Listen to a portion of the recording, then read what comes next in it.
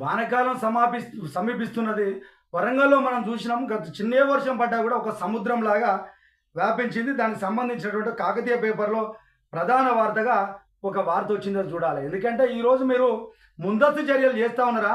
Already వరదలొస్తే మరి వాళ్ళ ఇళ్ళని కొట్టుకపోతాయి కాబట్టి మీరు షెడ్డర్లు, బట్టలు పునరావాస కేంద్రాలు ఏర్పాటు చేసిర్రా? ఇక స్వచ్ఛంద సంస్థలకు మీరు కబురు పంపిర్రా అని చెప్పేసి వాళ్ళు రాస్తా ఉన్నారు. ఇక చూడాలి. వరంగల్ మహానగరానికి వానగండం తప్పడం లేదు. ఎప్పుడు వర్షం వచ్చినా కూడా వరదలై కొట్టుకపోతా ఉన్నది.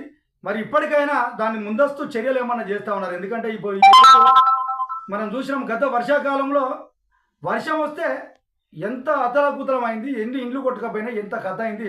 ముఖ్యమంత్రి గారు స్వయంగా వచ్చి చూసిండ్రు, అక్కడ హెలికాప్టర్ ద్వారా వచ్చి చూసిండ్రు. మరి ఇప్పుడు వానకాలం సమీపిస్తున్నది.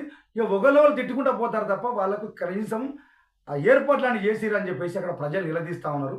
కాబట్టి ఈ వానకాలం సమీపించడానికంటే మొదలే, వర్షాలు పడడానికి మొదలే సంబంధించిన ఏర్పాట్లు చేయాల్సిన సందర్భం ఉన్నది.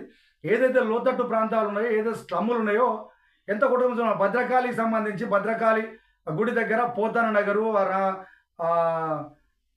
రంగాపురం సంబంధించినటువంటి ఊర్లన్నీ ఎట్లా కొట్టుకపోయినాయి మనం చూసినాం.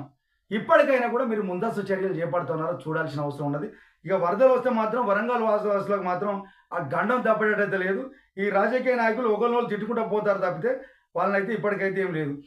ఈ నెల 29 తర్వాత భారీ వర్షాలు పడేటువంటి ఆస్కారం ఉన్నట్లు వాతావరణ శాఖ వెల్లడించింది.